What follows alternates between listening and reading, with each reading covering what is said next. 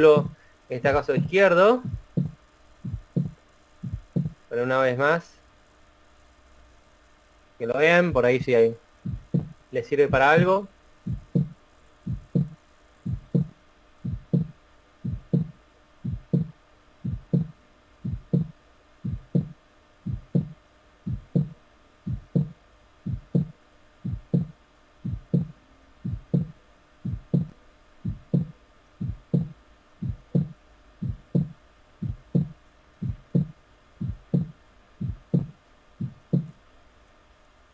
Y de fondo se escuchaba, por supuesto, los sonidos cardíacos, ¿verdad?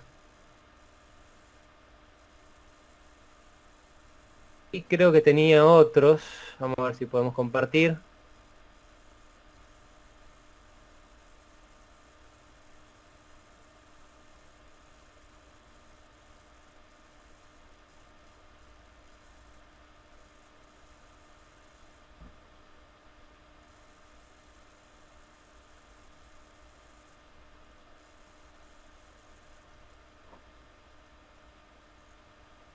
Ah, no.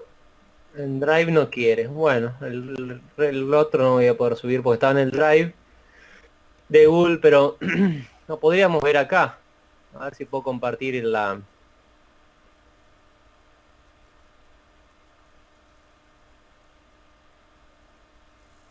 ¿Lo están viendo?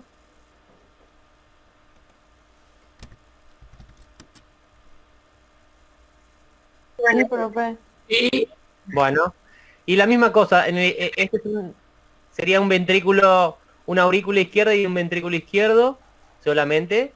Y a la izquierda tienen el diagrama de Weir y a la derecha el diagrama de bucle y presión.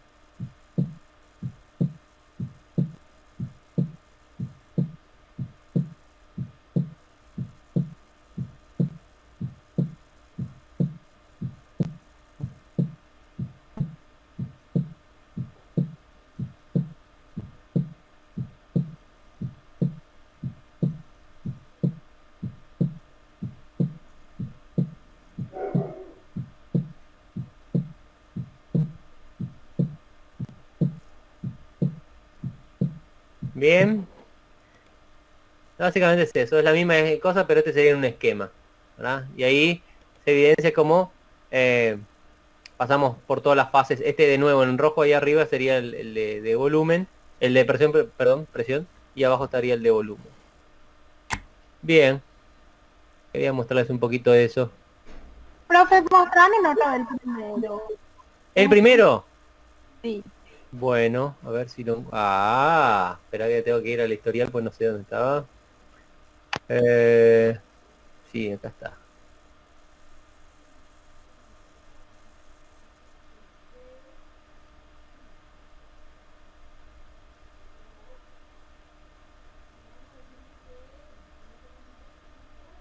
¿Este?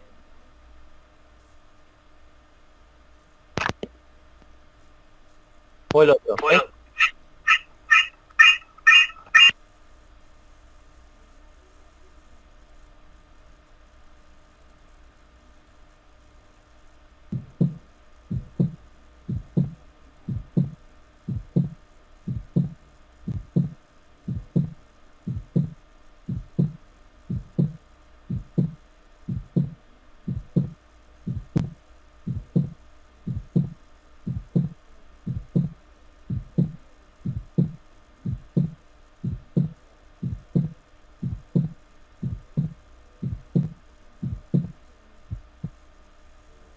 ¿Está bien? Está ahí en... Después les dejo el link en Vimeo si quieren y ya está. O busquen en Vimeo, Vimeo es una... Es... Bueno, parecido a YouTube, ¿verdad? Había colocado ahí los videos porque era más fácil de comercializarlos. En Vimeo busquen Virtual Science y van a encontrar el canal, ¿verdad? Bueno. Este tema de interdependencia ventricular hace referencia a que las dos bombas cardíacas poseen interdependencia funcional. Primero, ambos ventrículos comparten una pared muscular que es el tabique, entonces están relacionados, obviamente. Eso se llama interdependencia en paralelo.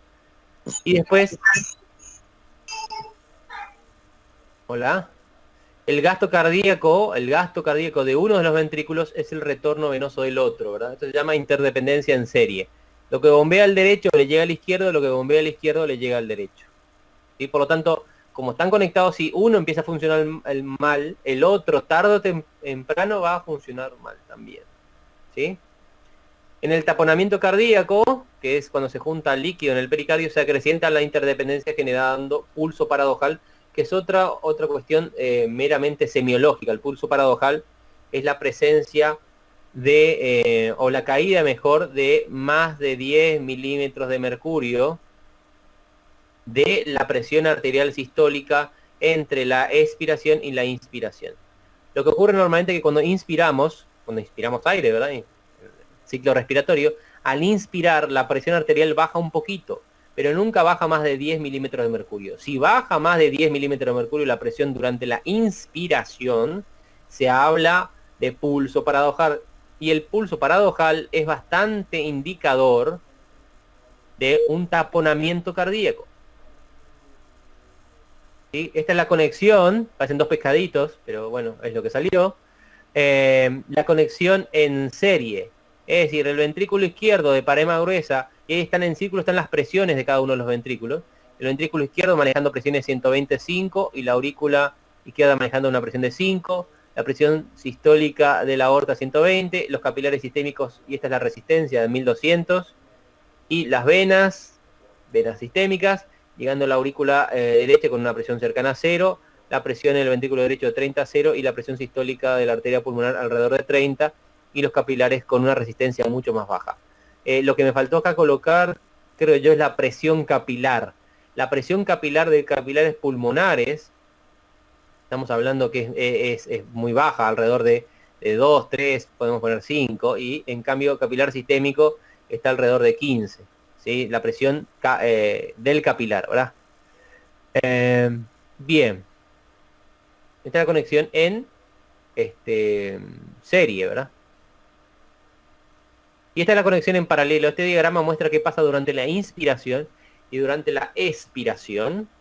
Y los flujos, A, E, ¿se acuerdan que era el flujo, el llenado rápido, y A es la contracción auricular? El llenado, los dos llenados, por la tricúspide y por la mitral.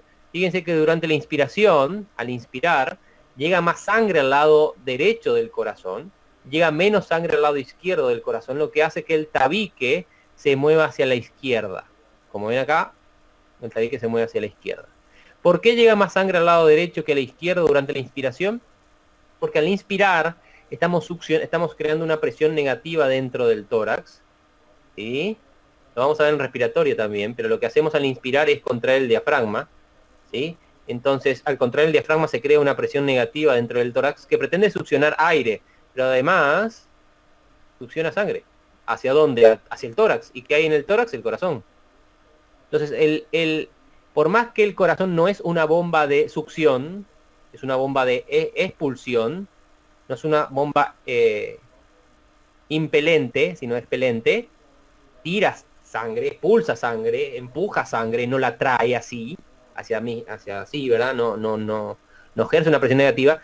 El papel de esa bomba de succión la hace el diafragma. O sea, se colocó, digamos, el corazón dentro del tórax para poder aprovechar la succión que genera el diafragma.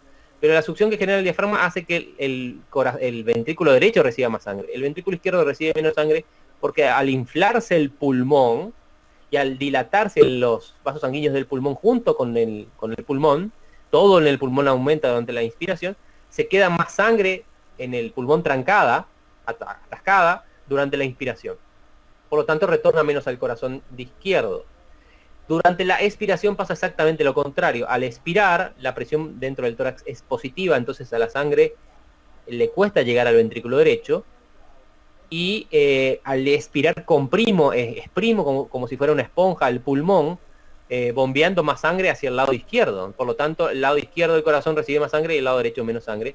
Y el tabique se mueve hacia el otro lado. Este movimiento del tabique de respiratorio es normal, se ve en la ecocardiografía y esto es totalmente fisiológico. Al bajar la cantidad de sangre durante la inspiración, al caer la cantidad de sangre que recibe el ventrículo izquierdo durante la inspiración, obviamente la presión arterial baja durante la inspiración. Tengan presente que la frecuencia cardíaca de todas formas sube durante la inspiración, ¿sí?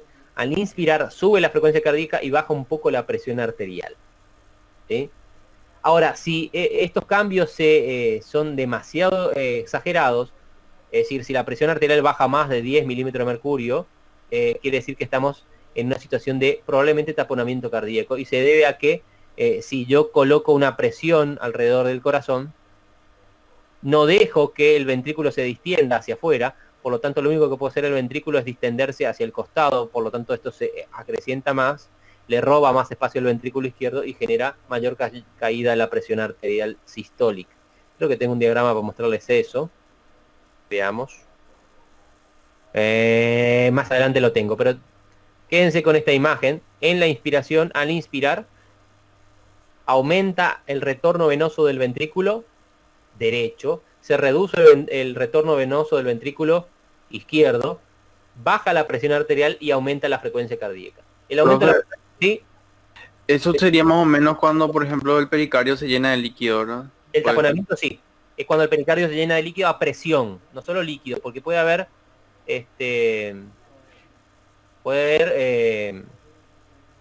poquito líquido, pero si hay líquido a presión, sí. Eso ocurre, y eso es taponamiento, ¿verdad? Por ejemplo, cuando hay sangre, ¿sí? En el pericardio. Entonces, este diagrama, que es del Boron, si mal no recuerdo, muestra arriba cuánto dura la contracción de cada lado, acá cómo se mueven las válvulas y abajo los sonidos. Ven que hay un desfasaje sobre todo entre el cierre de la pulmonar y el cierre de la aórtica, que me da este desfasaje del segundo ruido cardíaco. El desfasaje del primer ruido cardíaco, la discrepancia entre mitral y tricúspide no es tanto, ¿verdad? Y durante la inspiración, la inspirar, se desdobla más el segundo ruido cardíaco debido a que al inspirar la presión pulmonar cae, ¿verdad? Y se extiende lo que llama el periodo de Hanaut, o sea, la sangre sigue fluyendo más tiempo porque la presión del pulmón, la resistencia vascular pulmonar es baja, entonces el cierre de la pulmonar se retrasa más. Entonces, por ahí, durante la expiración no escuchaba dos ruidos, pero escucho sí dos ruidos durante la inspiración. Creo que, vamos a ver si les puedo hacer escuchar, espérenme un ratito. Vamos a ver si encuentro, lo pueden buscar, si buscan Cardiac Sounds en internet van a encontrar. Vamos a ver si encuentro.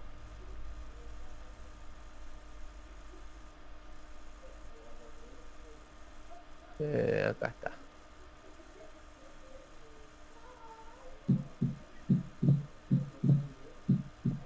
Pero un ratito voy a compartir a ver si... Usted me dice si lo escuchan después el ruido, porque si no lo tiene... ¿Están viendo la pantalla? Sí, está cargando, profe.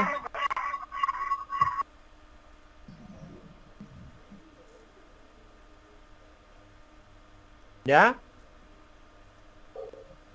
Se ve, profe, pero no se escucha aún. A ver, a ver. Ahora sí.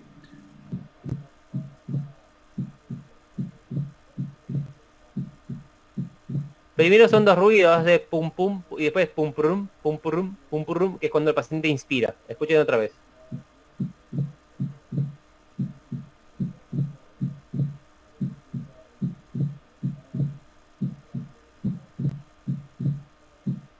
¿Escuchan? Sí. Acá tiene la capacidad de reducir la velocidad, a ver.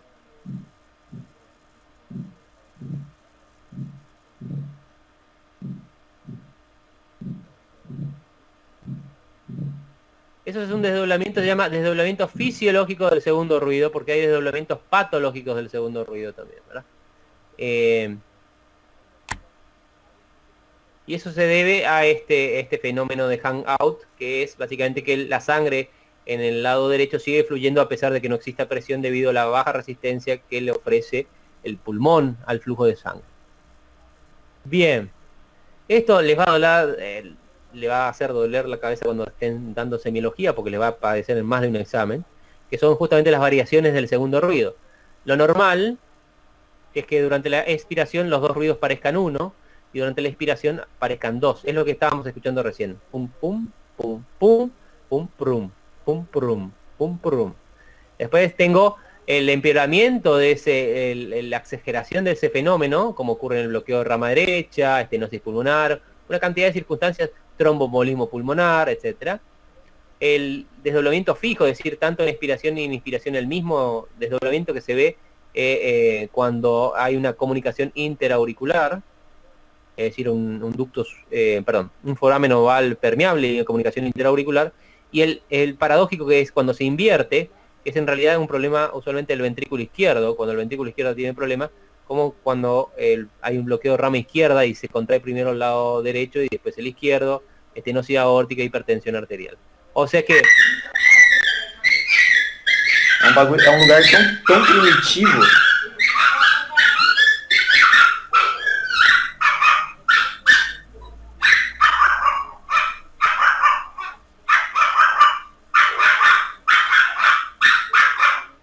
You are now muted. ya, gracias. Fue hermoso. Es un momento que voy a recordar el resto de mi vida.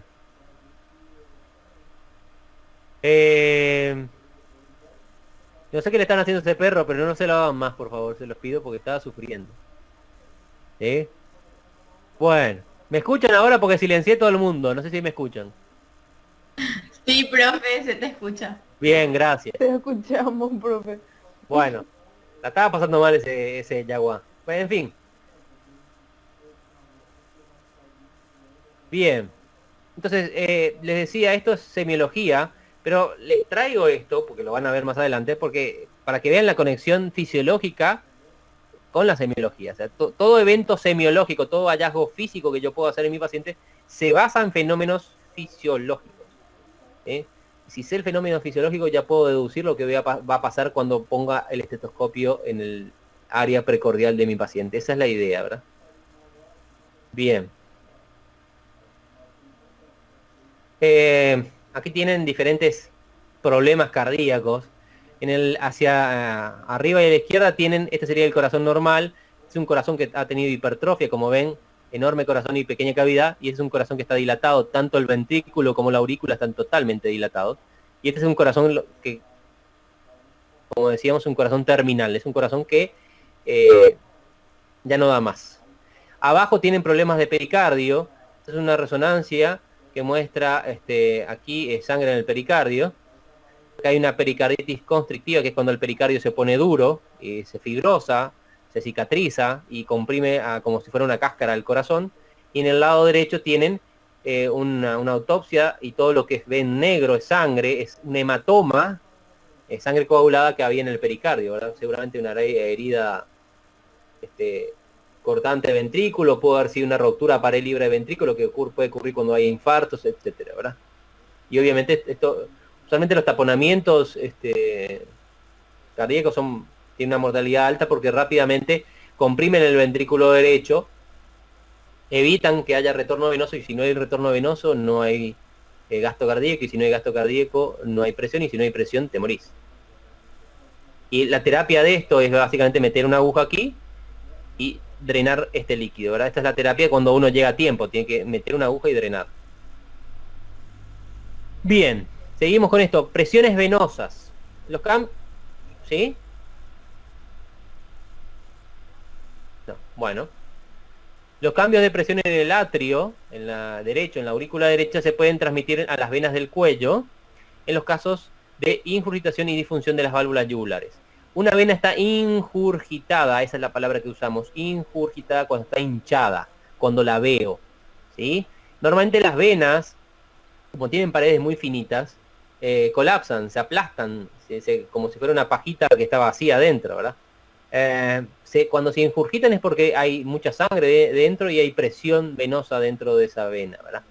La presencia de onda A, cuando yo veo la yugular, cuando puedo ver la yugular en las venas del cuello, y estoy tratando de ver la yugular interna, con lo difícil que eso puede ser, que no es fácil, va a depender mucho del tipo de cuello que estoy observando. cuando veo la yugular podría ver la onda A, que es la onda de contracción atrial, ¿sí? Y por ejemplo esa onda A, que es el aumento de la presión presistólico, la onda A de la yugular está ausente obviamente en la fibrilación auricular.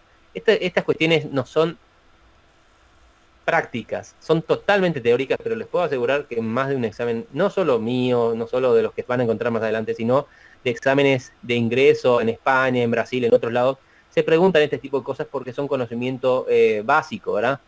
Pero utilidad práctica, yo nunca me quedé viendo una yugular para ver si hay onda A o no hay onda A. Sencillamente, si yo creo que hay una fibrilación auricular, le hago un electrocardiograma y termino la historia, ¿verdad? La onda A cañón, que es una onda A alta, se ve cuando se produce disociación auriculoventricular. La disociación auriculoventricular es cuando la aurícula y el ventrículo se contraen al mismo tiempo. Y eso únicamente puede pasar si hay una disociación entre los dos trabajos.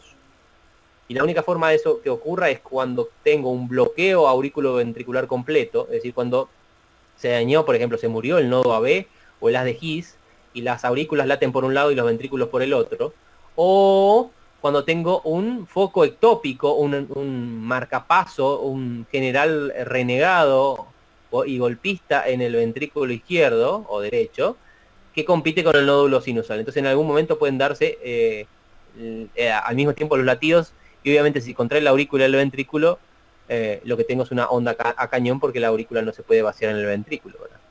La ausencia de onda I, que es una onda negativa, se constata clásicamente en el taponamiento cardíaco y se le llama esto signo de la raíz cuadrada del cateterismo cardíaco. La altura de la columna yugular nos puede dar una idea de la presión en la aurícula derecha, por lo tanto la presión en la presión venosa central. De hecho, si yo quiero diagnosticar insuficiencia cardíaca, me basta con tener conocimientos básicos, por supuesto, y me basta con revisar el paciente y sobre todo revisar el cuello del paciente. Creo que por ahí tengo una foto. Estas son las yugulares internas. Por alguna razón siempre se dice que la yugular no tiene válvulas, pero sí tiene. Hay válvulas ahí donde están señalados. Hay válvulas que evitan que la sangre suba. La sangre en general puede bajar, pero no puede subir. ¿Para qué tengo estas válvulas? Estas válvulas tratan de prevenir el aumento de la presión intracraneana, porque si sube la sangre podría ir para hacia arriba y aumentar la presión dentro del cráneo. Tratan de prevenir el aumento de la presión intracraneana cuando uno hace, como dice ahí, ¿verdad? Cuando uno tiene tos o hace maniobra valsalva. Creo que ya comentamos, la maniobra valsalva es la maniobra que ustedes y todos usamos para defecar, para toser, para vomitar o para parir. El pujar básicamente es una maniobra de valsalva, y la maniobra valsalva aumenta mucho la presión dentro del tórax, se vuelve positiva, empujando todo hacia afuera, no hacia adentro. Todo lo inverso a la inspiración, ¿verdad? Y lo que evita eso es que la sangre pueda fluir hacia arriba. Igual estas válvulas, hay series anatómicas que dicen que en la mayoría de las personas es una válvula que no funciona bien, o sea que de todas formas la sangre refluye, ¿verdad? Entonces, igual les convendría saber que existe esta válvula, ¿verdad? Lo mismo que en la subclavia, fíjense que hay una válvula. Bien. Estas son las curvas del pulso venoso. Se le llama pulso venoso, en realidad no es un pulso como tal, pero son las válvulas, los cambios de presión en las aurículas, derecha e izquierda. Los cambios de presión en la aurícula izquierda no los puedo ver. Los cambios de presión en la aurícula derecha los podría ver si está la yugular ingurgitada o hinchada, podría llegar a verlos. Tengo la onda A positiva, onda C positiva y onda B positiva, y dos ondas negativas que son la X y la Y. La onda A, esto se los tienen que saber, contracción auricular. La onda C es la contracción ventricular. La onda X es el vaciado ventricular. La onda B es la apertura AB y el final de la relajación del ventrículo. Y la onda I es el vaciado auricular. Esto está en todos los libros y les ruego que lo lean. Insisto, no por su utilidad práctica, sino por su utilidad teórica. Es la misma historia, pero un poquito más exagerado, y acá traté de hacer una mnemotecnia. La A es de sístole auricular, por eso está en mayúscula. La C es de contracción ventricular y cierre auriculoventricular. La X es de relajamiento o relax atrial. La B es de volumen atrial máximo y la I es de ya se vacía la aurícula, ¿verdad? Básicamente esa mnemotecnia encontré como para acordarme. Yo igual nunca me acuerdo. porque básicamente no es un conocimiento que uso, es básicamente un conocimiento teórico, ¿verdad? Pero está en todos los libros y ya les digo, en todos los exámenes habidos y por haber que puedan ustedes hacer de ingreso en cualquier otra institución para hacer posgrados, les pueden preguntar esto. La onda A, en este caso es una onda A alta, perdón, cuando está la ausente la onda A, es probable que no exista contracción auricular, y la arritmia que evita la contracción auricular es la fibrilación auricular. Puede haber una onda A cañón o una onda A grande. La onda X, esta onda está ausente en la insuficiencia tricuspidia, la onda B aumenta la insuficiencia tricuspidia y en la comunicación interauricular, y la onda I clásicamente ausente en el taponamiento, ¿verdad? Esto también es semiología. Con esto yo tanto no los voy a torturar porque son enfermedades. Me tienen que saber por lo menos qué hace cada onda, pero sí o sí esto el doctor Castillo, que es el que les va a dar medicina interna, y su séquito, les va a preguntar sí o sí. Así que en algún momento lo van a tener que saber. Ahora por lo menos sépanse qué representa cada una de estas ondas. En un paciente acostado, o mejor dicho, semisentado, fíjense, yo usualmente uso la cabecera a 45 grados, yo puedo ver la yugular, ver hasta dónde sube la yugular, y eso darme una idea de la presión en la aurícula derecha. ¿Cómo se mide esto? La presión yugular va a ser igual a esta distancia, es decir, de la horizontal de donde estoy yo viendo la yugular hasta el manubrio esternal. Por ejemplo, acá tengo 3 centímetros, y le tengo que sumar 5 centímetros, que es hacia abajo. Entonces, si veo esto, en este caso digo que la presión en el sistema atrio derecho, vena cava superior, es de 8 centímetros de agua. Porque la sangre estoy midiendo básicamente agua. 8 centímetros de agua no es 8 centímetros de mercurio. ¿Sí? Hay una equivalencia, pero 8 centímetros de agua serían como 2, 3 milímetros de mercurio, mucho menos. Entonces yo puedo ver esto. Obviamente si veo una yugular hasta acá, hasta la oreja, implica que la presión en la aurícula derecha está muy elevada. Y una presión en la aurícula derecha muy elevada suele ser debido a que el ventrículo derecho tiene un volumen telesistólico elevado, le quedó mucho residuo. Y eso suele ser debido a que tenga una insuficiencia cardíaca. El corazón no está pudiendo bombear toda la sangre que le está llegando. Está en una insuficiencia. Este señor, por ejemplo, se le ve muy bien la yugular, ¿sí? Y ven, hasta aquí llega la yugular. De hecho, se dan cuenta que es un paciente con operado del corazón. Entonces, yo tengo que medir de esta distancia hasta aquí, en centímetros, y sumarle 5. Básicamente eso. No es tan complicado. Y, de hecho, no es nada complicado. Es tan fácil como decirle al paciente, mira un poquito del costado, voy a mirar tu cuello, y termino la historia. Si ustedes ven, esta yugular de los dos lados tiene que estar elevada, porque si está de un lado solo, quiere decir que es un problema de esa yugular y seguramente es una compresión o una trombosis. No es un problema cardíaco, porque si es el problema, el corazón tiene que estar ambas yugulares dilatadas. Si ustedes ven esta yugular dilatada, ya hacen casi con seguridad el diagnóstico de insuficiencia cardíaca. No hizo falta una ecocardiografía para hacer el diagnóstico de insuficiencia cardíaca, es observación pura. ¿Sí? Bien. ¿Cómo se regula el trabajo cardíaco desde afuera? Eso se llama regulación extrínseca. ¿Sí? La regulación intrínseca son los mecanismos que ya vimos. Mecanismos de Frank Starling, ANREP y Bowditch. Frank Starling era precarga, influyendo sobre el inotropismo. ANREP era poscarga, influyendo sobre el inotropismo. Y Bowditch era frecuencia cardíaca, influyendo sobre el inotropismo. La regulación extrínseca tiene que ver con el sistema nervioso autónomo, ¿verdad? Moduladores extrínsecos cambian los parámetros funcionales del corazón con el objetivo de satisfacer necesidades particulares. Yo me pongo a correr, mi corazón va a tener que trabajar de más para poder alimentar a los músculos que están haciendo actividad física, que básicamente si estoy corriendo son las piernas, el mismo corazón y los pulmones. ¿Sí? Ahora, como vamos a ver más adelante, no hay flujo sanguíneo para que todos los órganos pidan más flujo sanguíneo al mismo tiempo. ¿Qué quiere decir? yo no le puedo dar más flujo sanguíneo al tubo digestivo y al mismo tiempo darle al músculo esquelético, por ejemplo. En general esos dos sistemas son antagónicos.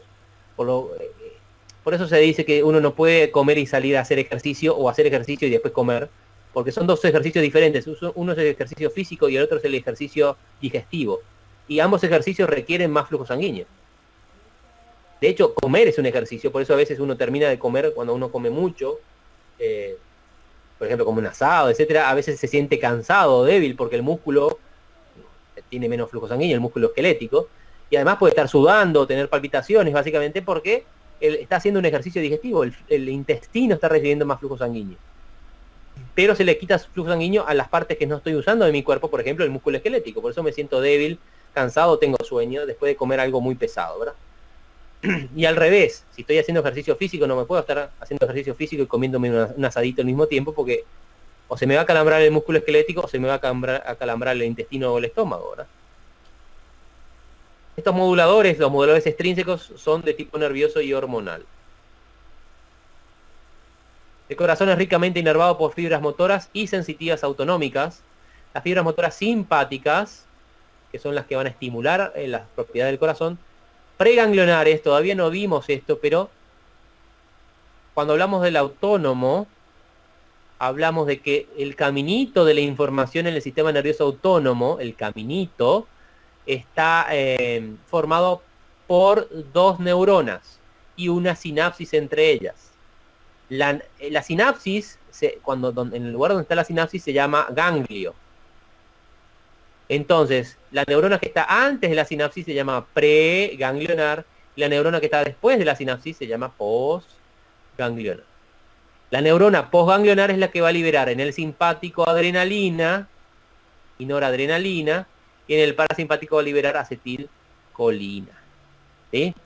Entonces, las fibras motoras simpáticas preganglionares nacen en el asta lateral de la médula espinal del segmento T1 a T6, pero con sus centros, el más importante, en el segmento T3 o dorsal 3, como le quieran llamar.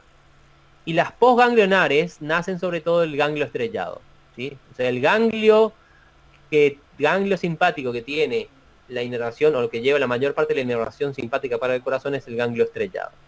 Las fibras nacidas del ganglio estrellado derecho poseen un efecto sobre todo sobre la frecuencia cardíaca, y la del ganglio estrellado izquierdo sobre todo sobre la fuerza de contracción. Inclusive no es lo mismo que hace del lado derecho que en el lado izquierdo. Las parasimpáticas, punto 1, las fibras parasimpáticas creo que no les puse acá, pero básicamente es el nervio vago. Cuando hablamos de simpático cardíaco es parasimpático cardíaco es el nervio vago. Inervan las 4 cavidades del corazón y no solo los atrios. Esto lo voy a preguntar porque es algo que se discute mucho y los libros, no sé si todos los tienen actualizados, no me fijé. Siempre se consideró que el vago solamente influye sobre las aurículas, pero hoy sabemos que es falso. El nervio vago influye las aurículas y los ventrículos. Quizá más las aurículas, pero sí tiene influencia ventricular. Las fibras motoras preganglionares vagales nacen del núcleo ambiguo, que es un núcleo del tronco cerebral, el 80% de las fibras nace de ahí, que controlan sobre todo la frecuencia cardíaca, y el núcleo motor dorsal del vago, 20%, que controlan sobre todo el inotropismo auricular y ventricular. ¿Sí? Los núcleos, o sea que el simpático nace de la médula espinal, las fibras vagales nacen del tronco cerebral.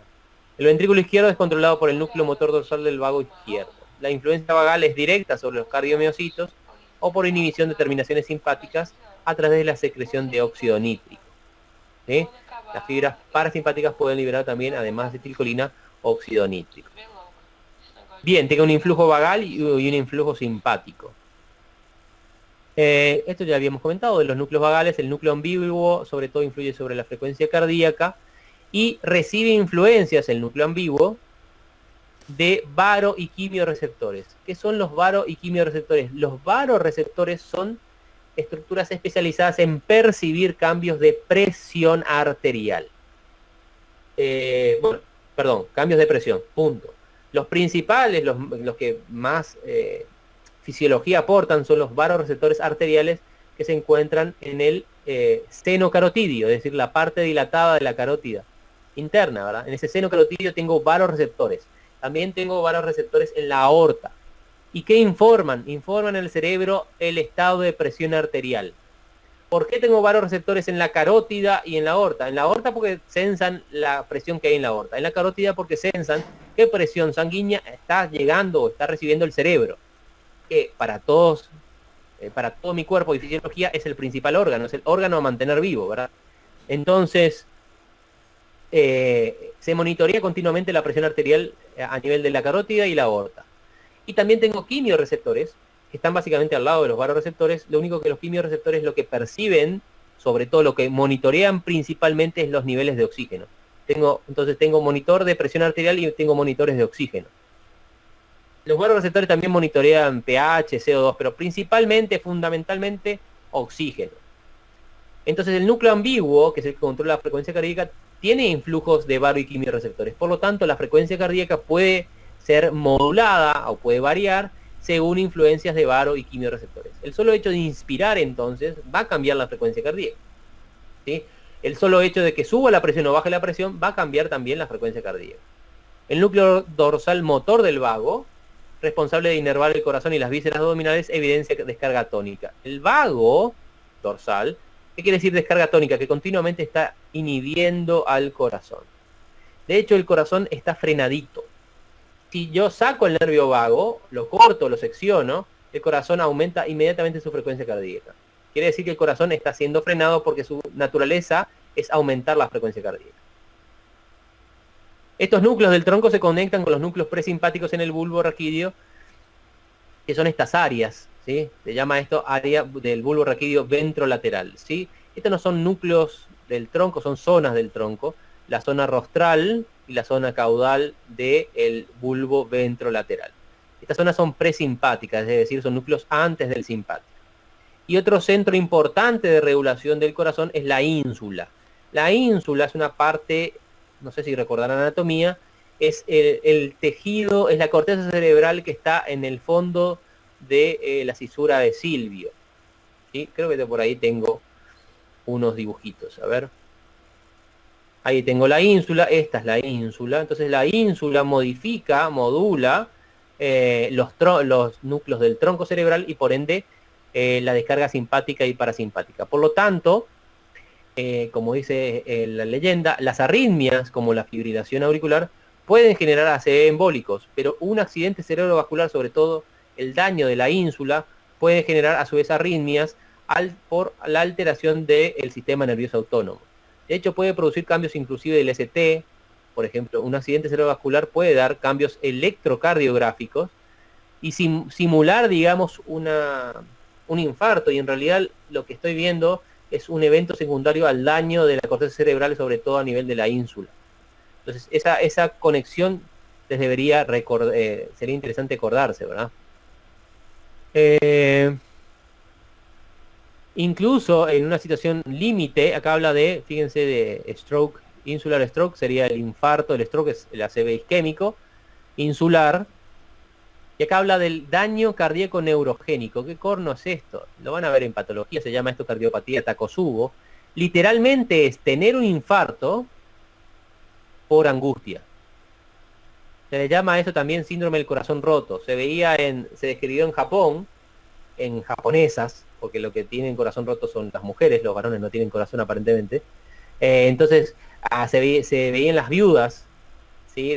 Se moría el marido y la viuda estaba con angustia y después tenía un infarto y tenía las coronarias sanas, y entonces nadie entendía por qué tenía un infarto, y aparentemente es un infarto por exceso de estimulación adrenérgica, ¿ven? Exceso de simpático por el estrés. Entonces se llamó a esto síndrome del corazón roto o cardiopatía de Takotsubo. Takotsubo es un nombre en japonés que quiere decir abombamiento, porque tiene una historia que la pueden buscar en internet. Se le llama Takotsubo a las vasijas que usan los japoneses para pescar pulpos. Todo eso para decirles que Takotsubo es básicamente el síndrome de corazón roto, que lo van a ver en patología, ¿verdad? O sea que hay una conexión moduladora del corazón, del sistema nervioso autónomo, pero incluso esa modulación puede producir patologías. Como habíamos dicho, las fibras postganglionares simpáticas liberan noradrenalina, que actúa sobre receptores adrenérgicos. y las postganglionares vagales liberan acetilcolina y óxido nítrico. ¿Sí? Durante el reposo, como están ustedes en reposo, salvo que estén corriendo en este momento y me estén escuchando nomás, durante el reposo el corazón es principalmente controlado por fibras parasimpáticas sobre las simpáticas. O sea que en reposo manda el vago y no el simpático, lo cual hace que la frecuencia cardíaca esté más o menos hacia abajo, no hacia arriba. Cuando hay ejercicio físico se invierte y el simpático le pasa a ganar al parasimpático y la frecuencia cardíaca por lo tanto se dispara. Existe influjo... todo esto, toda esta modulación del sistema nervioso autónomo sobre el corazón se pierde cuando una persona recibe un trasplante cardíaco, porque el corazón trasplantado no conecta con los nervios, es decir, solamente se conectan la parte vascular, se conectan los vasos sanguíneos, pero no los nervios. Así que eventualmente le puede llegar influjo hormonal al corazón trasplantado, pero no un influjo nervioso. Entonces, cuando el paciente con corazón trasplantado empieza a correr o a hacer actividad física, por ahí el aumento de la frecuencia cardíaca tarde más en ocurrir porque no hay una conexión directamente con el sistema nervioso que le dice al corazón, vamos a empezar a correr, ¿verdad? Existe un influjo parasimpático sobre las 4 cámaras, incluso durante el ejercicio. Es parte del sistema que protege el corazón durante el precondicionamiento isquémico, que es algo que se está discutiendo mucho, de cómo hacer que el corazón sobreviva mejor a un evento isquémico, ¿verdad? Ahí tienen el dibujito. Este es el segmento, acá está T1, T2, T3, el T3 era el principal. Entonces la vía viene por acá, va por aquí, va el ganglio estrellado y después el corazón. Sería el caminito. El ganglio estrellado es la suma, es la conjunción, la anastomosis del ganglio torácico superior y el ganglio cervical inferior. Este sería el ganglio estrellado, todo esto. ¿Sí? Y de ahí va el corazón. En cambio el vago tengo 2 núcleos. El núcleo ambiguo del tronco, 80%, el núcleo solo del vago, 20%, hacia ventrículo y aurícula. ¿Sí? Basalmente, es decir, en reposo, el tono vagal es mayor que el tono simpático. Cuando se dispara un varorreflejo arterial o se dispara el varorreflejo cardiopulmonar, que es otro, el varorreflejo arterial se dispara cuando hay aumento de la presión arterial y el varorreflejo cardiopulmonar se dispara cuando hay aumento del volumen de sangre en las venas. En ambos casos aumenta el parasimpático con respecto al simpático. O sea, si aumenta la presión arterial, debería descargarse más el nervio vago que el simpático. O cuando se activa el reflejo presor se activa durante el ejercicio. O cuando se activa el reflejo somático simpático, que se llama comando central. Comando central es lo que se hace de referencia a lo que estábamos hablando de la ínsula, ¿verdad? Yo puedo, por estrés, por nervios, porque estoy pensando que va a pasar algo malo, porque estoy pensando en hacer actividad física, del solo hecho de pensar ya aumenta el sistema simpático, su accionar sobre el corazón, y el corazón se empieza a acelerar. Y por lo tanto puede, por ejemplo, producir taquicardia y presión arterial un poquito alta. Esto explica, por ejemplo, lo que se llama la hipertensión de bata blanca. ¿Alguien escuchó de esto? A ver si están ahí. ¿Están por ahí? Sí, profe. ¿Qué es ¿Alguien sabe qué es la hipertensión de bata blanca? You are now No. muted. ¿No? La hipertensión que presentan los pacientes en consultorio. Así mismo es.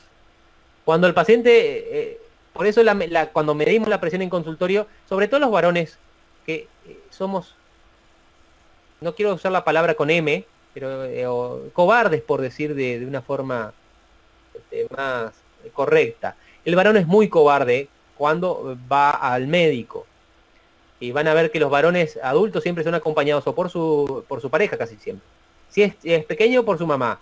Y si es grande, por su pareja. Nunca va solo, ¿verdad? No sé, tenemos miedo de ir al médico, no sé cuál es la historia. Entonces cuando el tipo viene y se siente, le empezás a hablar, ya de por sí dispara el sistema simpático y ya le sube la presión. Entonces le tomás la presión y le contras 140-60. O 140-90. Ya hay algún burro, retrasado mental posiblemente, ya le va a dar medicación a este paciente. No hay forma de que yo pueda diagnosticar una hipertensión arterial con una sola medición, y menos en consultorio. Y menos la primera vez que el paciente viene a conocerme. el paciente se va a relajar cuando ¿qué? Cuando venga 2, 3, 4 veces y entre en confianza con el médico. Las mujeres es distinto porque las mujeres primero tienen una presión arterial más baja, segundo la mujer está acostumbrada a sus controles ginecológicos, sus controles de maternidad, entonces va asiduamente al médico y no le tiene miedo. Entonces, por ahí, en todo caso, en la mujer podría ser más creíble, en el varón no. Entonces, ¿qué tienen que hacer? Y no pueden diagnosticar por esta cifra hipertensión arterial, tienen que tomar otra vez y otra vez y otra vez. O le dicen al paciente, ¿sabes qué? Tu presión está un poquito alta ahora, pero puede ser porque estás un poquito nervioso. Entonces lo que vas a hacer es tomarte tu presión en tu casa, o en una farmacia, cuando estés tranquilito, y me traes anotado en una libreta a ver cuántos son tus presiones. A modo de comentario, me acuerdo de una vez me llaman a la urgencia, me mandan un paciente que era un señor varón de 65 años por ahí, lo mandan a la urgencia desde el departamento de endoscopía. El señor se tenía que hacer una endoscopía digestiva baja, es decir, una colonoscopía, es decir, que le iban a introducir un instrumento por él ahí mismo, y el señor obviamente le tomaron la presión y el señor tenía 160, 100 de presión. Lo mandan a la urgencia para que yo le baje la presión. Le preguntamos, ¿y usted es hipertenso? No, no soy hipertenso. ¿Cuánto suele ser su presión? Y suelo manejar 12,8, 11,7. Entonces, no le hicimos obviamente ningún tipo de medicación para bajar la presión porque esta presión estaba alta momentáneamente por este problema. Entonces, lo único que hicimos es dejarlo ahí y le dijimos, ¿sabes qué, señor? Hoy no se va a hacer su endoscopía. En media hora la presión estaba normal. ¿Sí? Sin ninguna medicación. O sea, hay que tenerlo presente esto, ¿verdad? Y lo otro es el quimiorreflejo arterial, el quimiorreflejo que se dispara cuando hay una disminución del nivel de oxígeno. Este reflejo tiene importancia patológica, por ejemplo, en los casos de síndrome de Pickwick o en el caso de síndromes de apneas y hipoapneas del sueño. ¿Alguno escuchó del síndrome de apnea del sueño?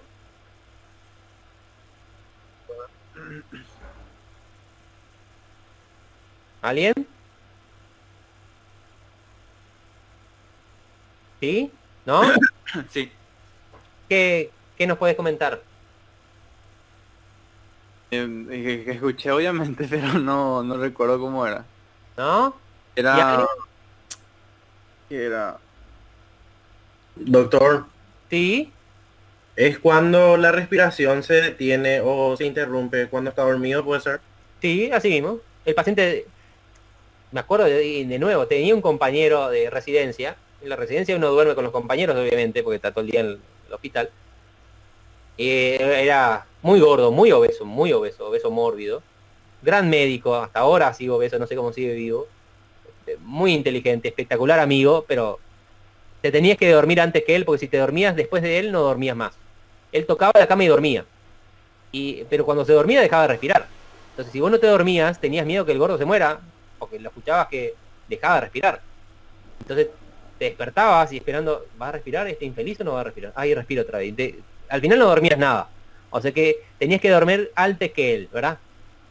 Y él sufría de apneas del sueño. El problema es que cuando uno deja de respirar, obviamente los niveles de oxígeno en sangre empiezan a caer y se dispara el quimiorreflejo arterial, que hace disparar el simpático, por lo tanto aumenta la presión arterial. Entonces cada vez durante la noche la persona que tiene apneas del sueño tiene picos de hipertensión arterial, lo que le puede dar de hecho daño cardíaco, o le puede producir un ACV, o puede producir hipertensión arterial a la larga, ¿verdad? Entonces eso se activa por la reducción del oxígeno en sangre. Eso se llama quimiorreflejo arterial. Entonces hay reflejos que estimulan el vago, como el varorreflejo arterial y el reflejo cardiopulmonar. Esto es pregunta, así que sépanselo. Y hay reflejos que estimulan el simpático, como el reflejo presor del ejercicio, el comando central, que es el del cerebro, y el quimiorreflejo arterial, que se dispara cuando bajan los niveles de oxígeno. Fíjense qué pasa durante la actividad física. Cuando estoy en reposo, gana el vago con respecto al simpático. Cuando hago ejercicio, esto se invierte. El simpático sube y el parasimpático baja. ¿Sí?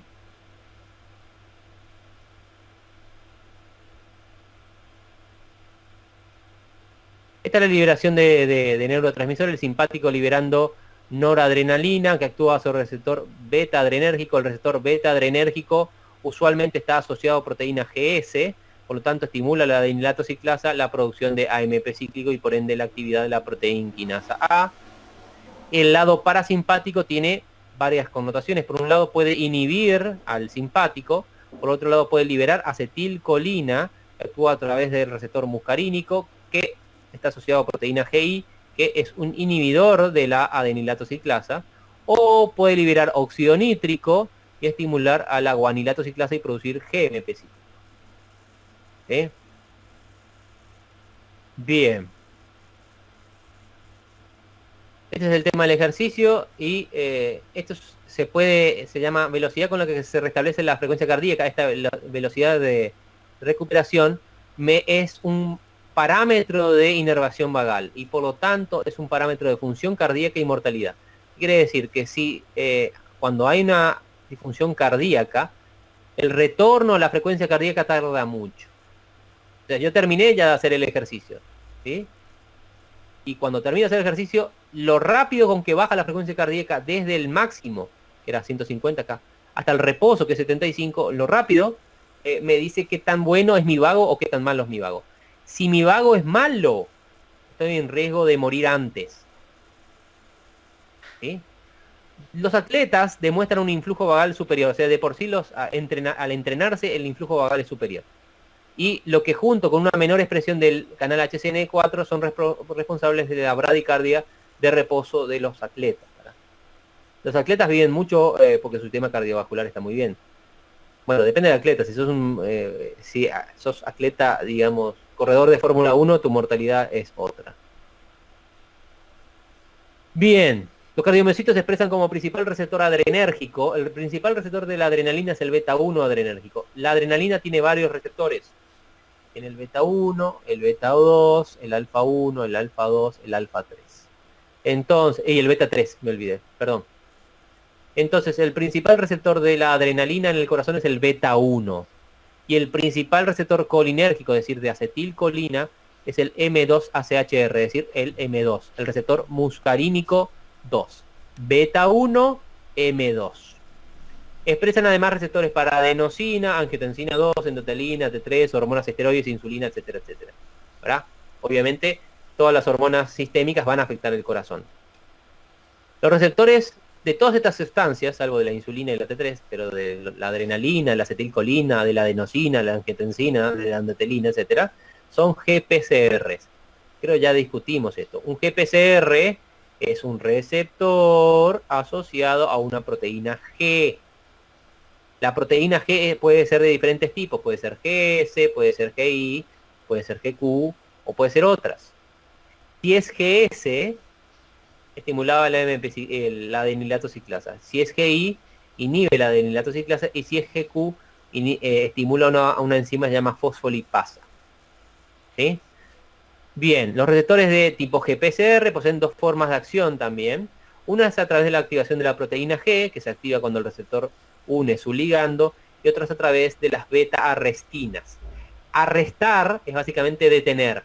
Las beta-arrestinas son moléculas, son proteínas que se fijan al receptor cuando el receptor ha sido activado, y su principal función es dejar que sea, o sea, anular más activación. Entonces, cuando un receptor se enciende por una señal química, queda inhibido por un tiempo para no volver a encenderse por otro estímulo muy, muy próximo, ¿verdad?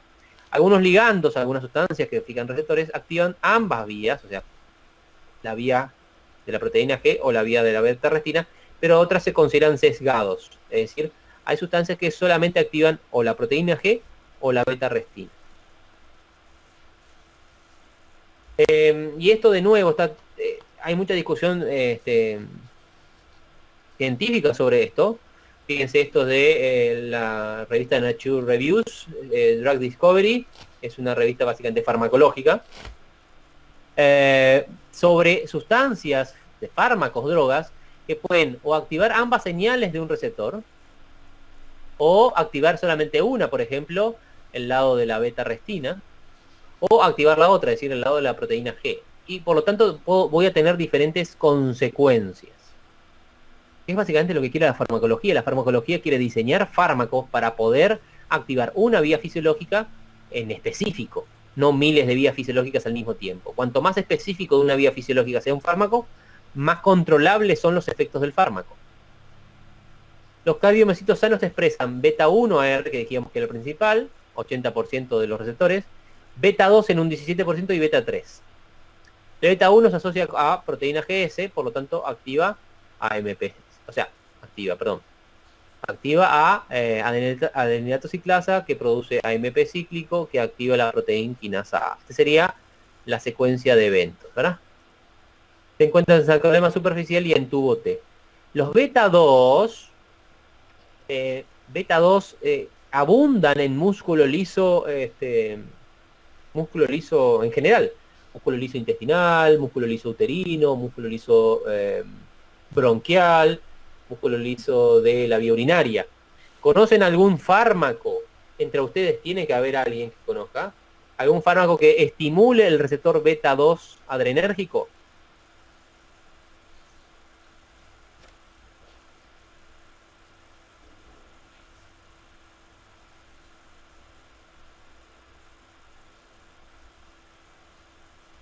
¿No?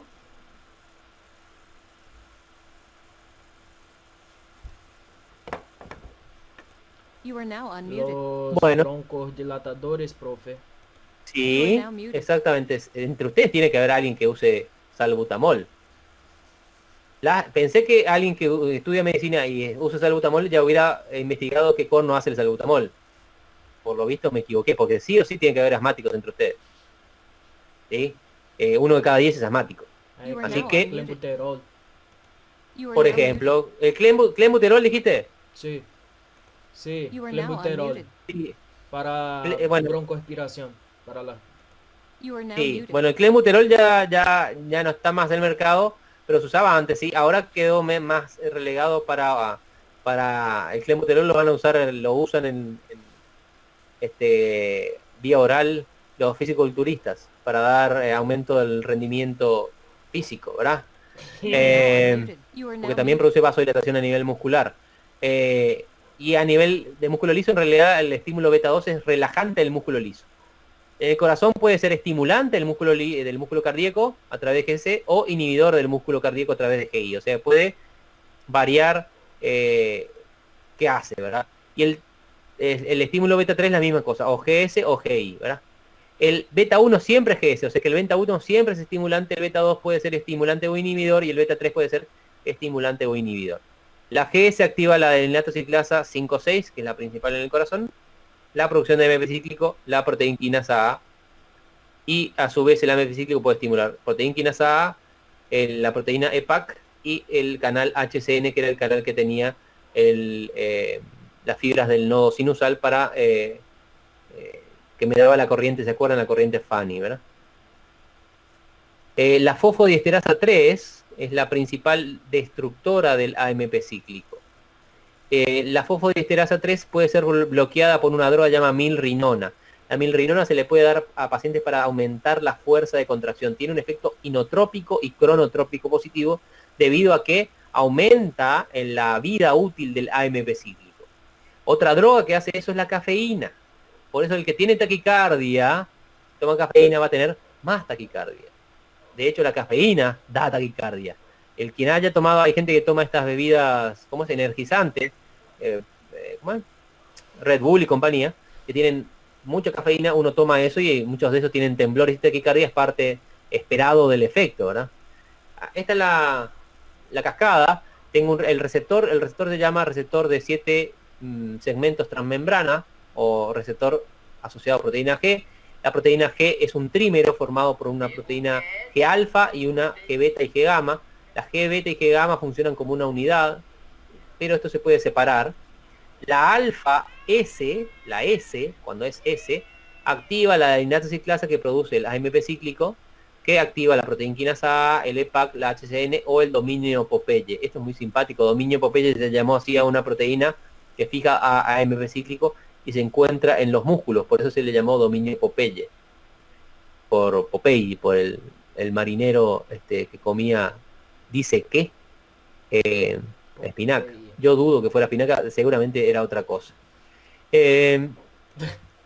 el AMP cíclico es destruido por la fosfodiesterasa 3, que lo transforma en simple AMP. Entonces la fosfodiesterasa 3 corta la actividad del AMP cíclico, y ya dijimos que la cafeína es un inhibidor de esta fosfodiesterasa. Si el receptor está asociado a GI, lo que ocurre es la inhibición, no el estímulo, la inhibición de la adenilatociclasa. ¿Sí? Entonces, básicamente, por este lado, adrenalina aquí, acetilcolina aquí. De este lado simpático, de este lado parasimpático. ¿Sí? Entonces, básicamente el simpático y el parasimpático están peleando por aumentar o reducir el AMP cíclico. La activación del receptor beta 1 por noradrenalina y adrenalina genera en el corazón efecto cronotrópico positivo, es decir, aumento de la frecuencia cardíaca.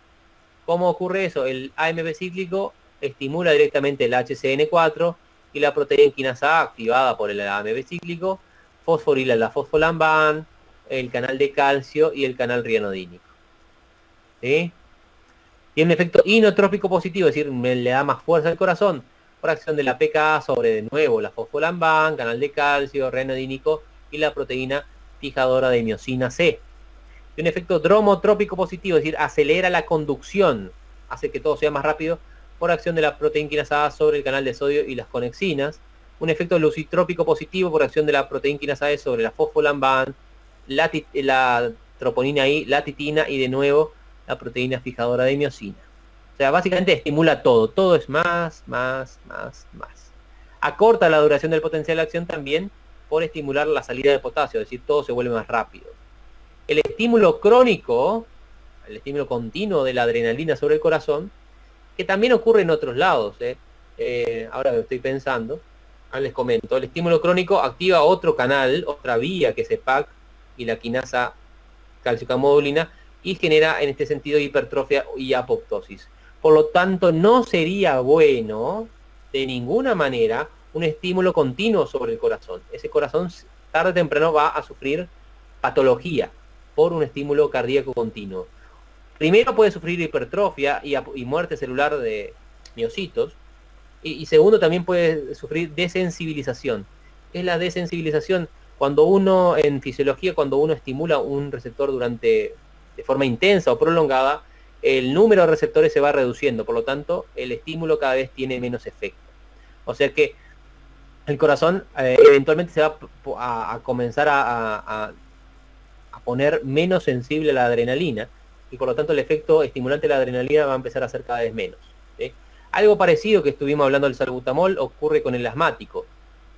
Si un asmático usa todo el día 1, 2, 3 puffs de salbutamol, solamente salbutamol, en algún momento el salbutamol no le va a tener efecto, no va a hacer efecto. O sea, se va a poner y no va a pasar nada, y ese paciente termina en el hospital. Porque se disparó 3, 4, 5 veces y ya sigue con su crisis de asma y ya termina en el hospital. ¿Qué le pasó? ¿Por qué le ocurrió esto? Porque tiene un mal médico tratando su asma, básicamente. Y no le dio el principal tratamiento del asma, que no es el salbutamol, sino que son los corticoides.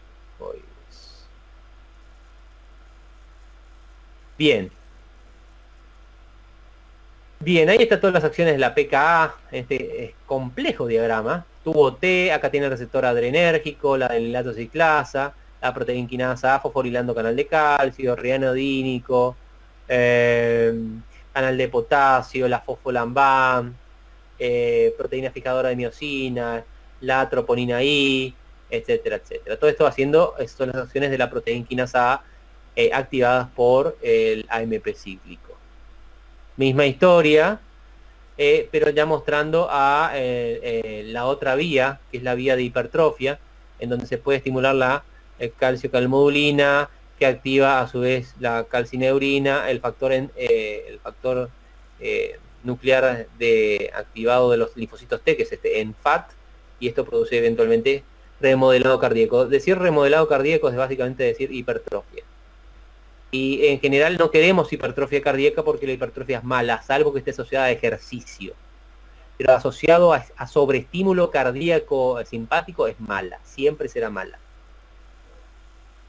Es la vía que le decía, exceso de noradrenalina puede venir por un lado hacia la hipertrofia no maladaptativa o hipertrofia sana, digamos, o por el otro lado hacia la hipertrofia o el remodelado maladaptativo, que es el que se asocia con enfermedad y patología. Bien, el beta 2 puede reforzar u oponerse a las acciones mediadas por el beta 1. Lo bueno del receptor beta 2 del corazón que reduce apoptosis, o sea, evita muerte y no genera hipertrofia. O sea, de algún punto de vista sería benéfico. El problema que podría reducir la efectividad inotrópica, porque fíjense que en la insuficiencia cardíaca, cuando el corazón está fallando, se reduce el beta 1 y aumenta el beta 2. Pero aumenta el beta 2 con asociado a GI, es decir, este beta 2 que aumentó en la insuficiencia cardíaca pretende hacer que el corazón viva más tiempo, lo está protegiendo de alguna forma, pero está reduciendo su capacidad contráctil. Al paciente le va a dar muchos más síntomas, pero la idea es que el corazón como órgano viva más, ¿verdad? Después tengo la beta 3, que se ha comprobado estimula la producción de óxido nítrico, y el óxido nítrico tiene beneficios para el corazón. Por lo tanto, hoy por hoy se están buscando fármacos que estimulen el receptor beta 3 del corazón. Entonces fíjense, acá está el ejemplo de los 3 receptores que puede tener el corazón. Recuerden que el principal es este, 80%. Estimula hipertrofia y función de bomba. El beta 2 inhibe la hipertrofia, pero también inhibe la función de bomba. Y el beta 3, el principal acción es que evita la muerte de células miocárdicas. Por lo tanto, prolonga la vida del corazón. Entonces lo que queremos es un balance aquí, ¿verdad? Bien, por ejemplo, aquí abajo, el beta bloqueante carvedilol, que es un beta bloqueante que está de moda, lo tenemos en la farmacia, ha demostrado reducir la actividad GS, pero promover la vía de la restina, por lo tanto, es ser un antagonista sesgado y por esta vía prolongar la vida útil del corazón. Hoy por hoy los cardiólogos lo usan muchísimo porque no solo mejora la funcionalidad cardíaca, sino mejora la sobrevida del paciente, que es lo que finalmente queremos que el paciente viva más tiempo. ¿Sí? Bien, ¿qué más no vienen? Acá tengo un paciente, por ejemplo, con insuficiencia cardíaca.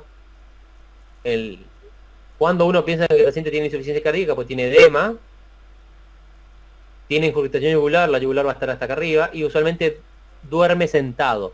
Duerme sentado porque tiene líquido en el pulmón, se llena de agua, y si está sentado, la parte superior del pulmón por lo menos se tiene aire, pero si uno se acuesta, se inunda básicamente todo y se ahoga. El paciente se mantiene sentado. Y cuanto más almohadas use para dormir detrás de su cabeza, peor es su función cardíaca. De lo que se hace usualmente en este paciente es darle... ¿Sí? ¿Los calambres podrían ser también una manifestación de una insuficiencia Cardíaca? Puede, no. Como manifestación de la insuficiencia cardíaca en sí mismo, no. Ahora, el paciente que tiene insuficiencia cardíaca puede usar fármacos que podrían producir calambres por pérdida de calcio, o puede tener calambres por mala circulación. Ajá, ok. ¿Ya? No por la insuficiencia cardíaca en sí mismo, ¿verdad? Bien, paradójicamente se les indica beta bloqueantes que a la larga mejoran, porque lo que tienen estos pacientes cuyo corazón funciona mal es que el cuerpo reacciona y aumenta los niveles de adrenalina y noradrenalina. O sea que su corazón está sobreestimulado, y ese sobreestímulo genera cambios moleculares que a la larga reducen la vida útil del corazón. Entonces lo que quiero es cortar este círculo vicioso, y por eso uso beta bloqueantes, que son uno de los fármacos que más útil es o más útiles son en la insuficiencia cardíaca. Las catecolaminas, como habíamos dicho, facilitan la aparición de arritmias al sobrecargar el retículo sarcoplásmico de calcio también, ¿verdad? En algunas personas con mutaciones del canal rianodínico o de la calsecuestrina, las catecolaminas generan una taquicardia ventricular, esto es la taquicardia ventricular, llamada por ello catecolaminérgica. Se llama eso taquicardia ventricular paroxística catecolaminérgica, que se puede ver en pacientes por el solo hecho de hacer ejercicio o ponerse nervioso. Son gente que obviamente tienen riesgo de muerte y que tienen mutaciones en el canal rianodínico o en el canal o en el acumulador de calcio del retículo, que era la calsecuestrina. Bien, eso es simpático. Por el lado del parasimpático, el estímulo del receptor M2 o del receptor de adenosina. Les recalco la adenosina. La adenosina es lo que queda cuando uno consume todo el ATP, a ADP, a AMP, a adenosina. O sea, tener adenosina es un sinónimo de no tener energía. Entonces la adenosina también es un depresor cardíaco. Y se lo recalco porque lo usamos en arritmias. Ustedes pueden comprar adenosina en la farmacia y se inyecta eso en la vena de los pacientes que tienen una arritmia particular que después vamos a ver. O mejor, o vieron el video, no me acuerdo si lo comenté, que es la taquicardia supraventricular paroxística. En esa taquicardia, en esa arritmia particular, uno inicia con maniobras vagales, es decir, maniobras que aumenten el tono vagal o el influjo vagal o la actividad vagal, como le quieran llamar. Y si no funciona con eso, el siguiente paso es inyectar en la vena adenosina. ¿Sí? Tanto el acetilcolina, el vago, como la adenosina tienen básicamente un efecto depresor. Porque están asociados a GI, y la GI inhibe la adelinato ciclasa, ¿verdad? Y además no solo inhibe la adelinato ciclasa, por lo tanto reduce los niveles de AMP cíclico, sino que activa canales de potasio, que son estos, los asociados a acetilcolina, por lo tanto producen hiperpolarización y hacen que las células sean menos excitables.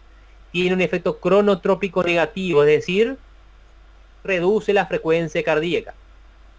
Tiene un efecto dromotrópico negativo, es decir, reduce, mejor dicho, alarga el tiempo de tránsito por el NAV, es decir, produce alargamiento del PR, que es lo que miden en el electrocardiograma, ¿verdad? Le hace que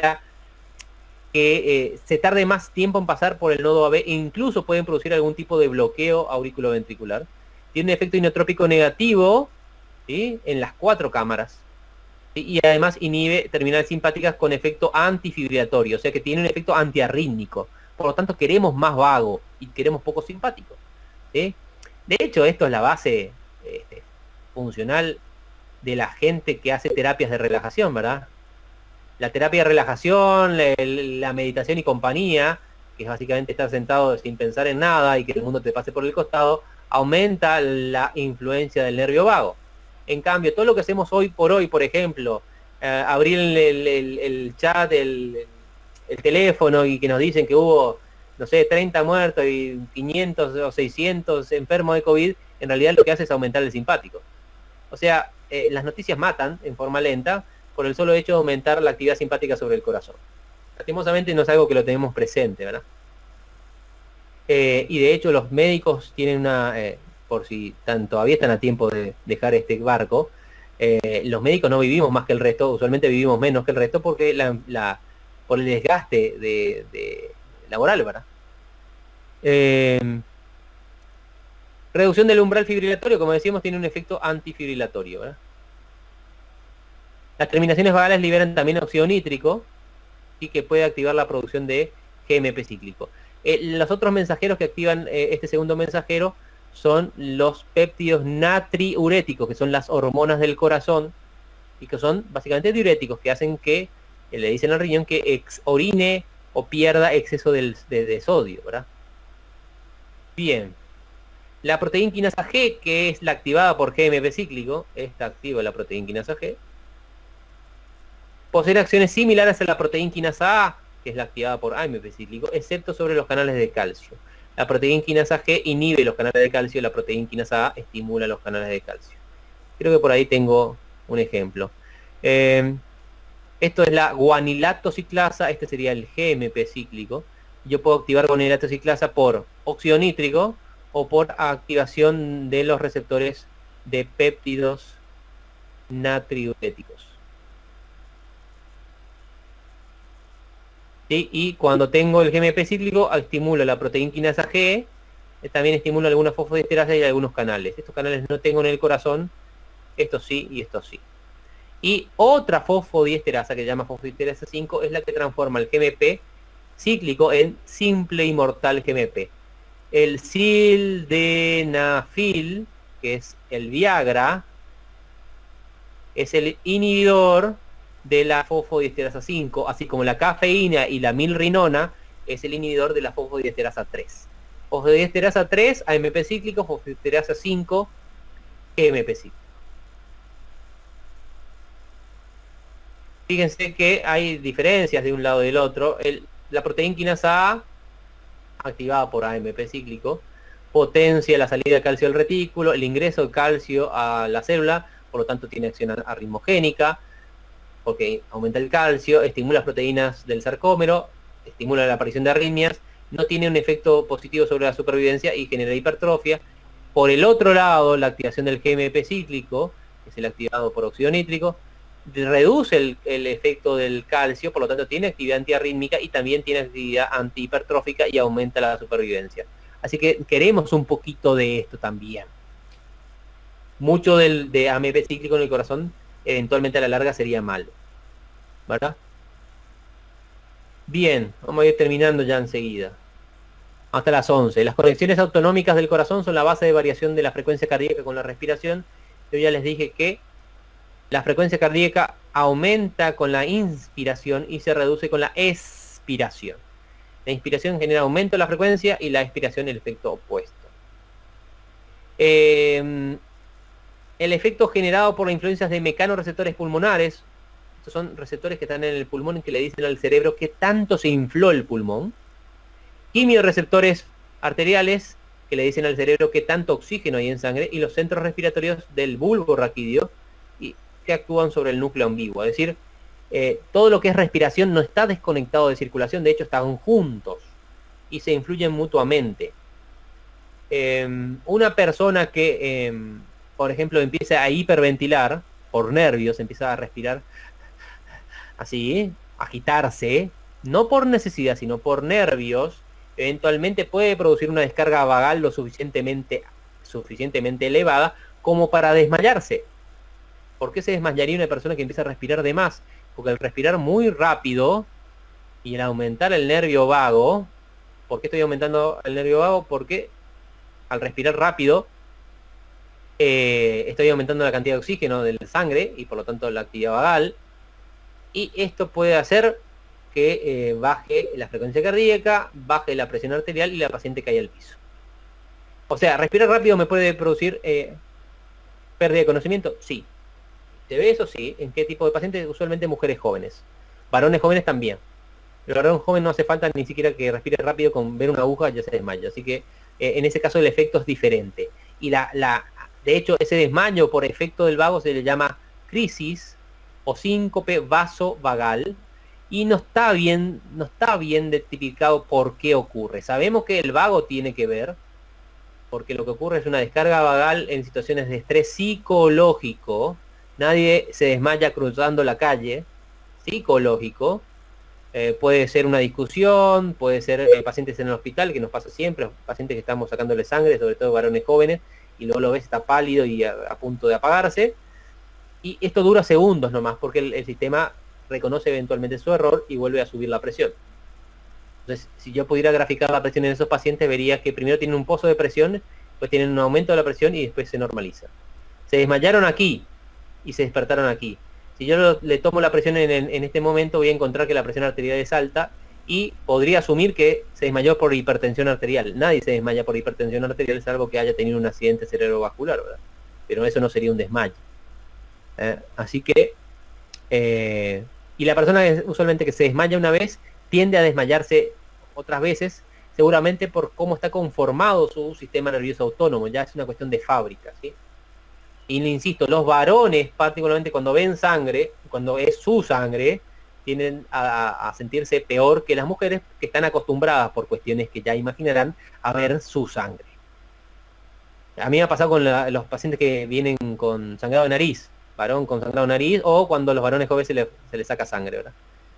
Bien, el efecto generado por influencias de mecanorreceptores ya está. Función fisiológica de este fenómeno es generar una mejor coincidencia entre la sangre y el aire. Es decir, si yo respiro y entra más aire a mi pulmón, quiero que llegue más sangre al pulmón al mismo tiempo.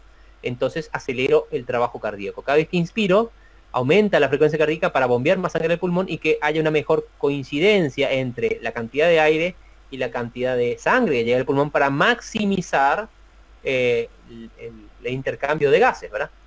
El aumento del tono simpático o el varoreflejo reducen estas variaciones. Esto es lo que se ve. Esto es el efecto de la variación normal. Durante la inspiración aumenta la llegada de aire al alveolo y por ende quiero que aumente la cantidad de sangre que llega al alveolo y eso lo consigo aumentando la frecuencia cardíaca. Durante la expiración ocurre lo contrario. El aire se va, entonces quiero que la sangre se vaya.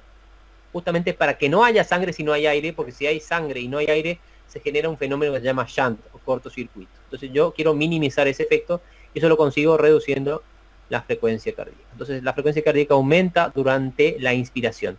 Tengan a bien acordarse que aumenta la frecuencia, pero baja la presión arterial. A esto se le llama arritmia sinusal. Entonces en un electrocardiograma se puede ver cómo la frecuencia cardíaca varía levemente entre que el paciente inspira y el paciente expira. Eso es normal. Sobre todo se ve mejor en pacientes jóvenes. Ya me estoy quedando sin voz.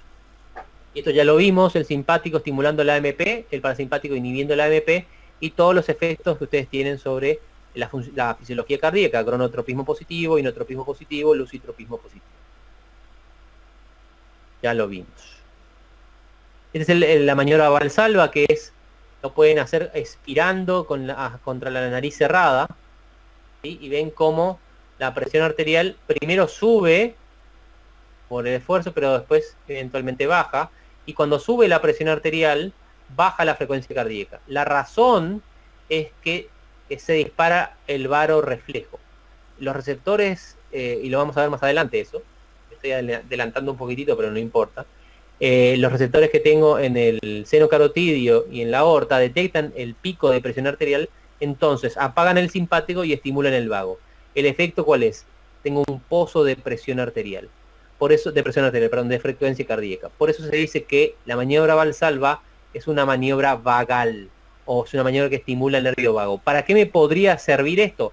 Para detener cualquier arritmia que sea, sobre todo auricular, porque son las que son más sensibles a los cambios del vago.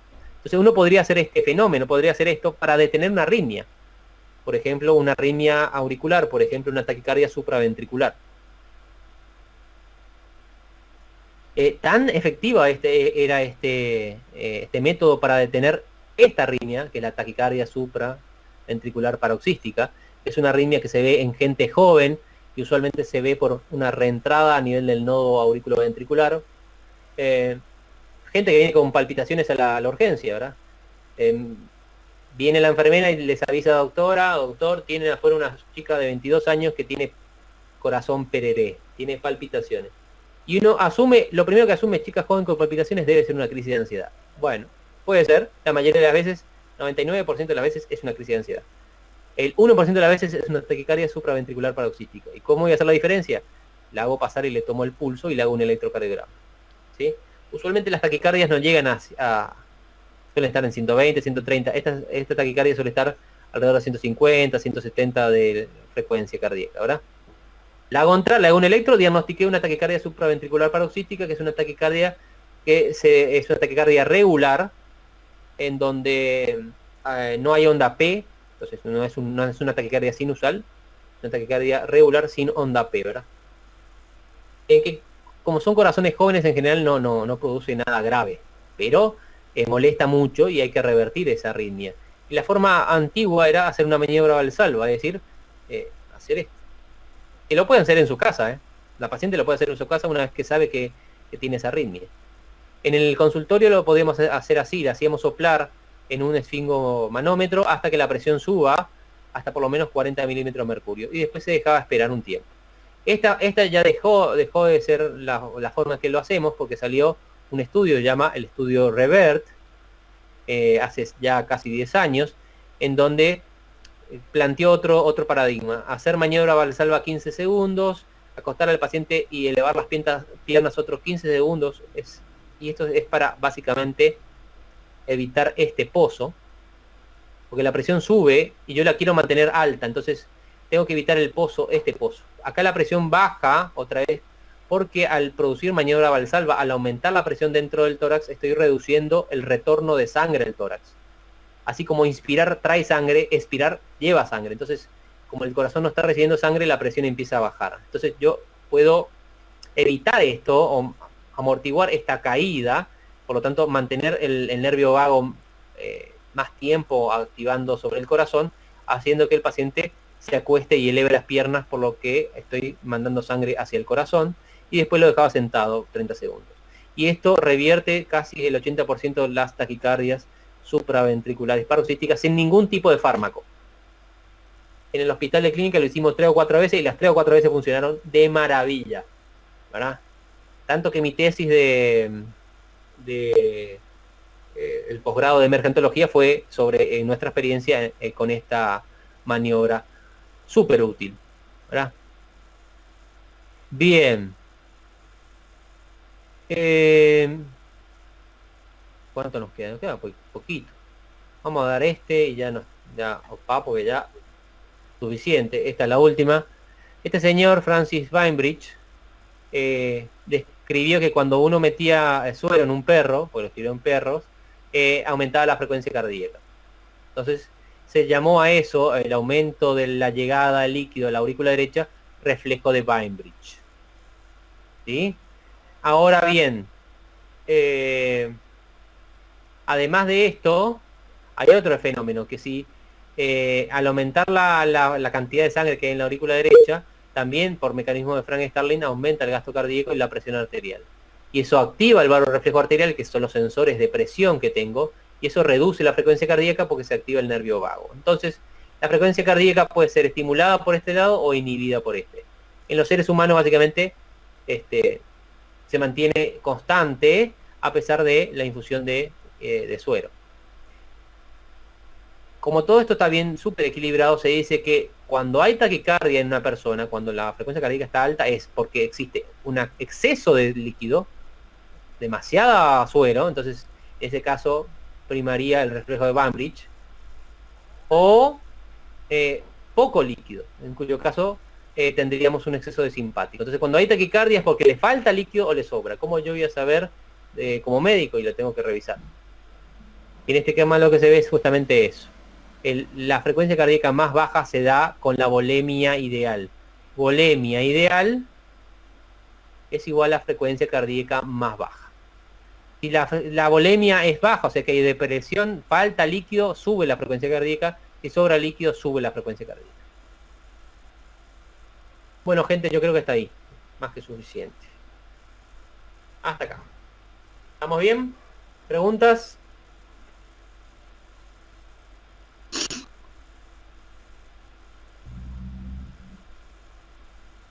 Hola, hola. Todo bien, profe. Bueno, es complicado, pero tienen que leer. Espero que estén leyendo. Sí. Ah, eso les iba a hacer. Vamos a hacer, antes de irnos, a ver si lo tengo por acá.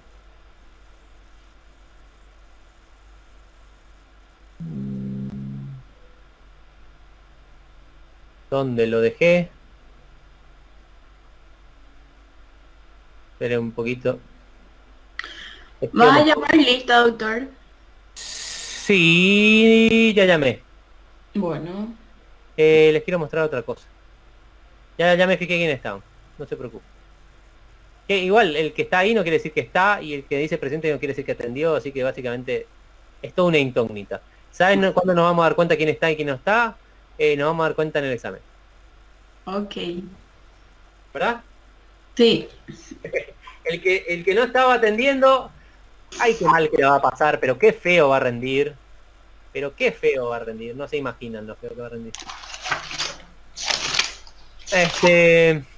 Ya enseguida quiero mostrarles algo, quiero preguntarles algo, de hecho.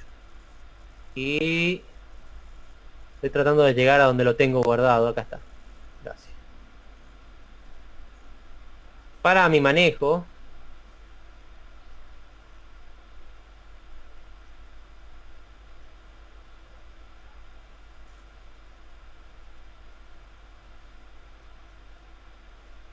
vamos a hacer esta encuesta, ¿puede ser? ¿Tienen un ratito para contestar, por favor?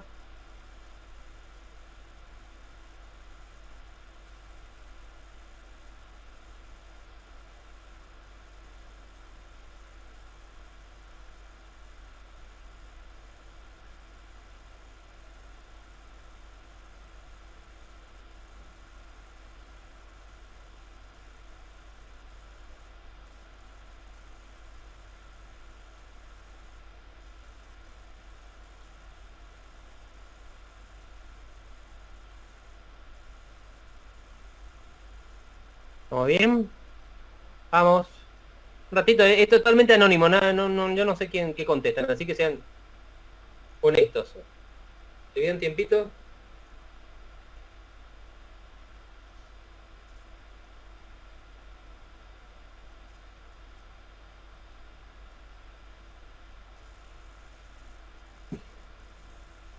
Bueno, me faltan algunas personas ahí. No me importa. Vamos a mirar. A ver cómo salió esto. Bien, 63% cree que es fácil, 3%, 63% moderado. Está bien. O sea, los extremos son 3 y 3. Bueno, genial. Vamos por buen camino. ¿Sí? Vamos por buen camino. Esto en teoría va a ir mejorando cuando pasemos más adelante, porque obviamente la primera parte siempre es más difícil, ¿verdad? Y podría hacer un screen de esto.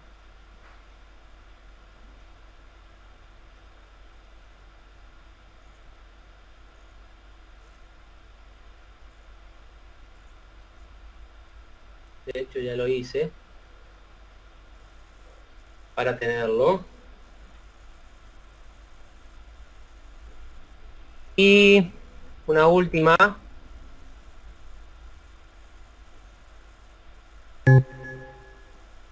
Y esta es la última, ya con esto los dejo libres.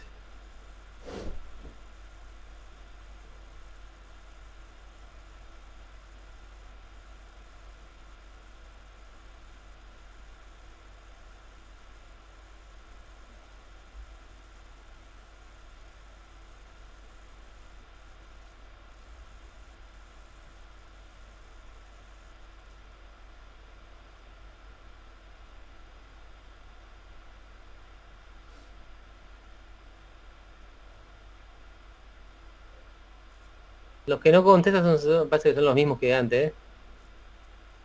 Guillermo Gilio parece que está ausente, ¿eh?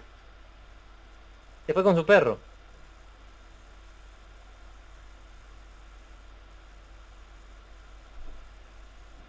Bien. Vamos a ver cómo está la 41 de 45. Bueno.